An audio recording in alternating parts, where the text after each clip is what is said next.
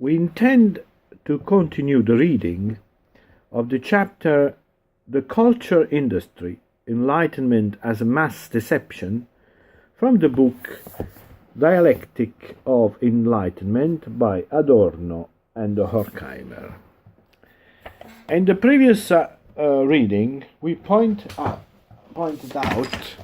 to a few words that they were the key of these first paragraphs. The first word is uniformity. The second, the mass culture. The third, culture industry. Now, within culture industry, we focus on technology, domination, and therefore dependence of culture industry on the economic powers. And then we pointed out that the consumers are subject to just propaganda. Now, we finished the reading with this information. Real life is becoming indistinguishable from the movies. Real life is becoming indistinguishable from the movie. This is a very interesting observation, isn't it? Real life is an extension of what you see in the movies. But at the same time, something came to my mind thinking about that, and that's the movie.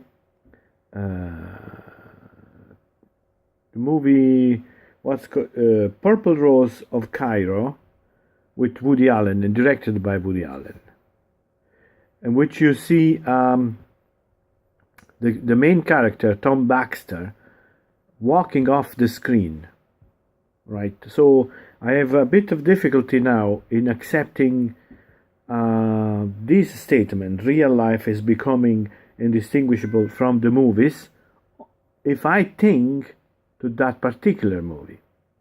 So, but let's continue. How in this chapter the criticism is articulated.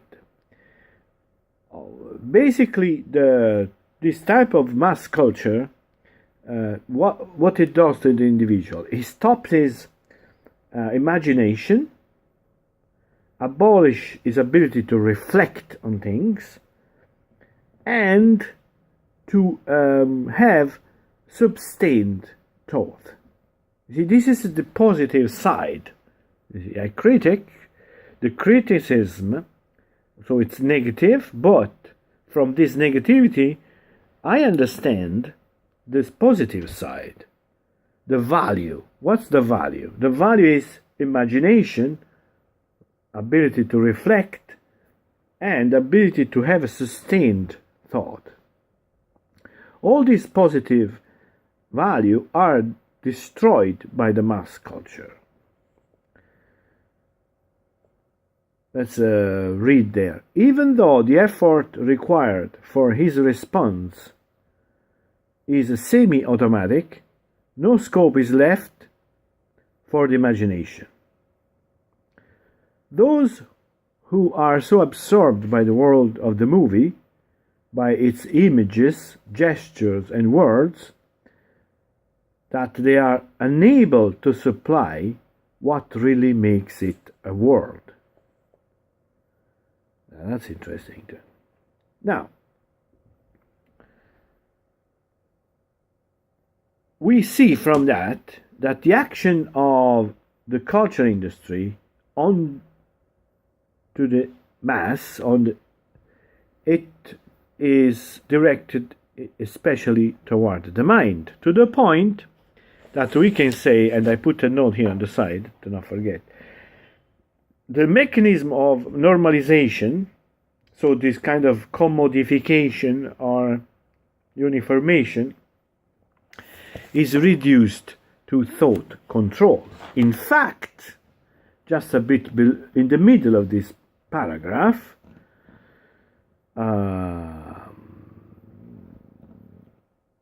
there is this sentence, another powerful sentence. The might of industrial society is lodged in man's mind.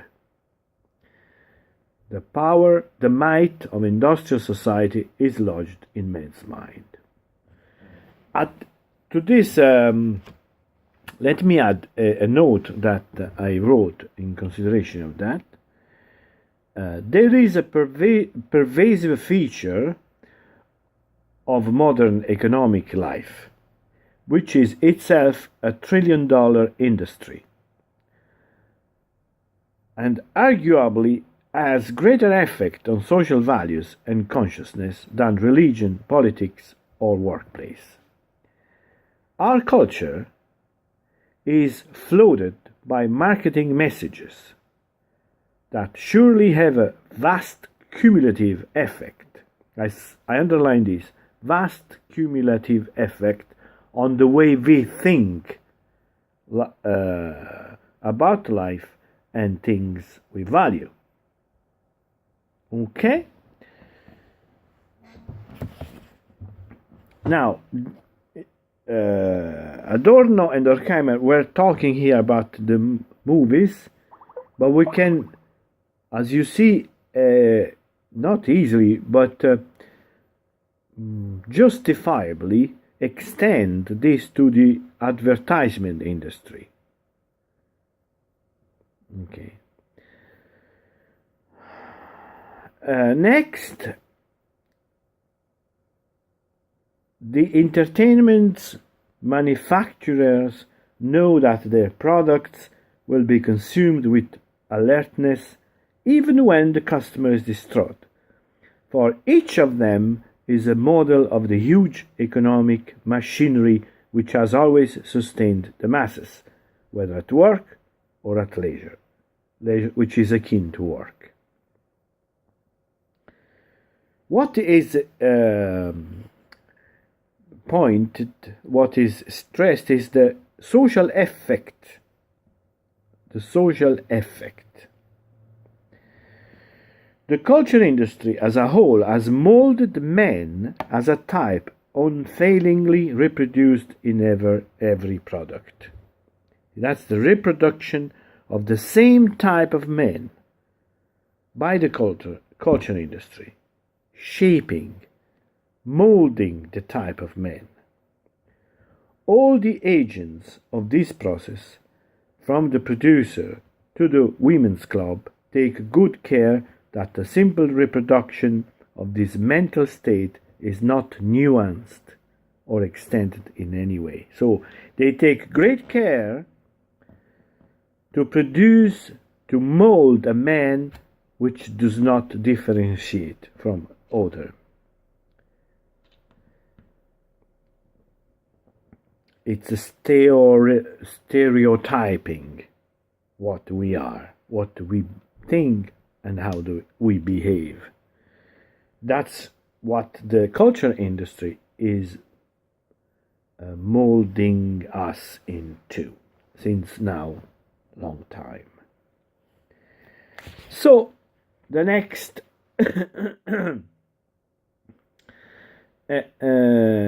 quote is, everything down to the last detail is shaped accordingly. Like its counterpart, avant-garde art, the entertainment industry determines its own language, down to its very syntax and vocabulary, by the use of anathema. The constant pressure to produce new effects, which must conform to the old pattern, serves merely as another rule to increase the power of the conventions when any single effect threatens to slip through the net. Every detail is so firmly stamped with sameness, so to shape the language and the syntax into conventions and stamp with sameness. Okay, that's interesting. Everything is stamped even before being criticized or discussed by the sameness.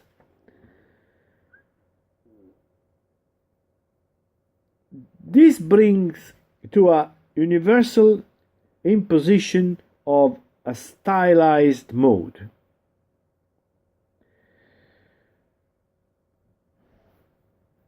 And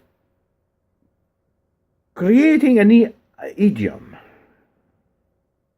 And anything which does not conform to this idiom, it's put aside. It's not allowed. It's eliminated. The rare capacity minutely to fulfill the obligations of the natural idiom in all branches of the culture industry becomes the criterion of efficiency. What and how, they say, it must be measurable by everyday language, as in logical positivism.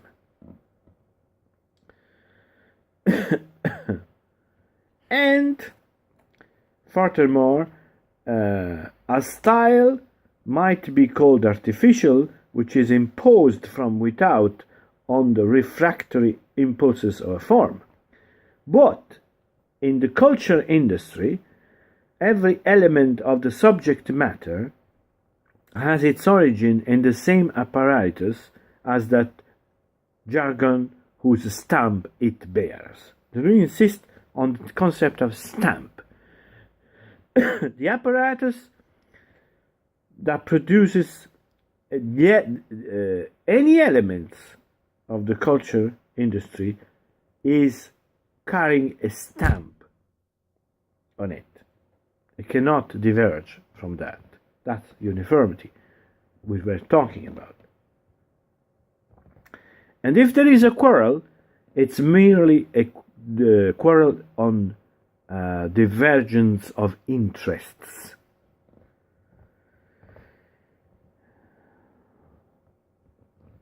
Hence, the style of the culture industry is also the negation of style. And this is developed like this.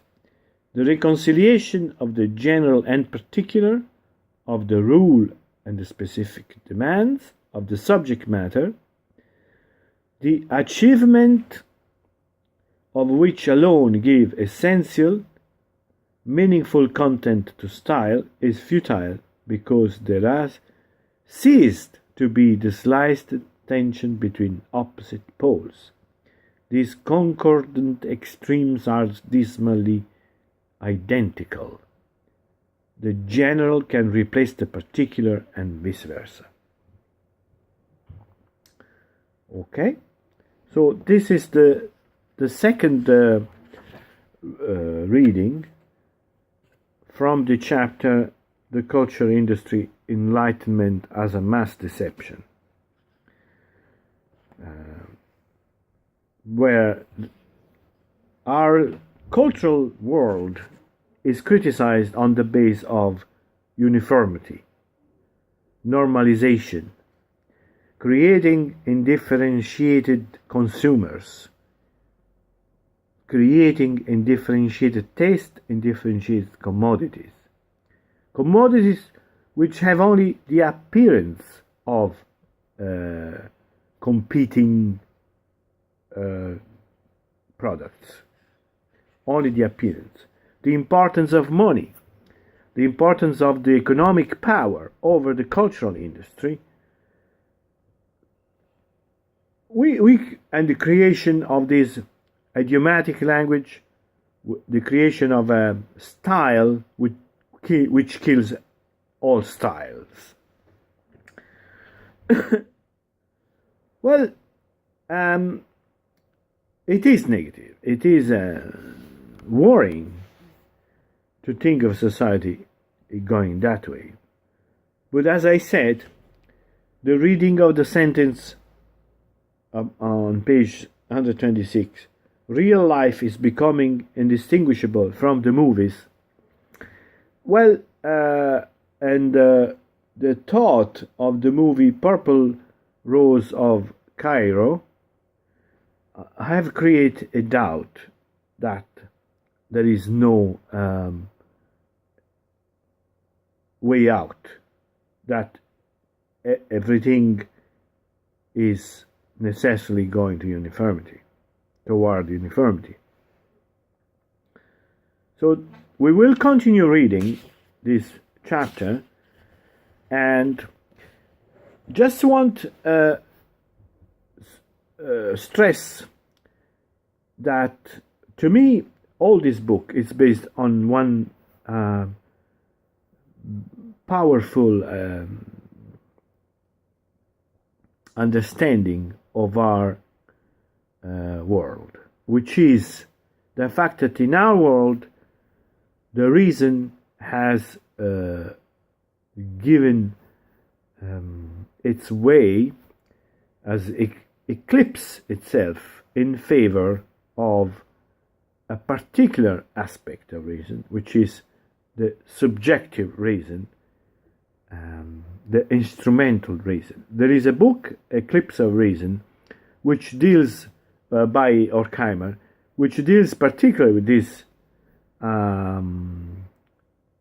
analysis and this understanding as the failure or the abandonment of the reason in favor of the instrumental reasons. In just a few words, instrumental reason, subjective reason, is the reason that calculate the possibilities, the probabilities of reaching an aim.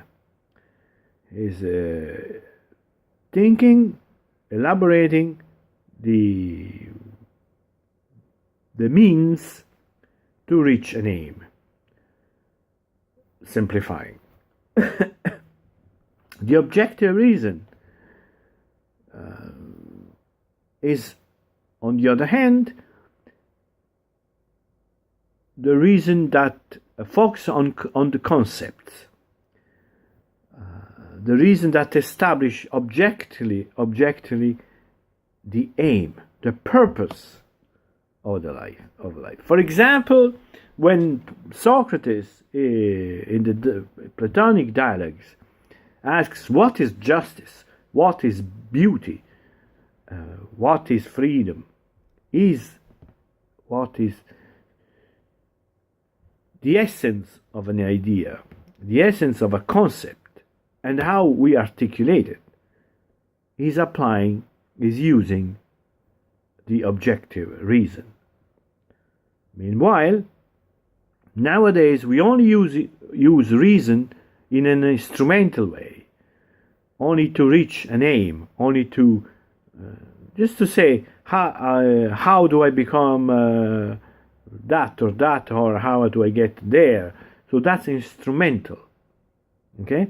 Now the book, the criticism of the Dialectic of Enlightenment, to me it's based in is an articulation of this basic concept, the distinction of instrumental reason and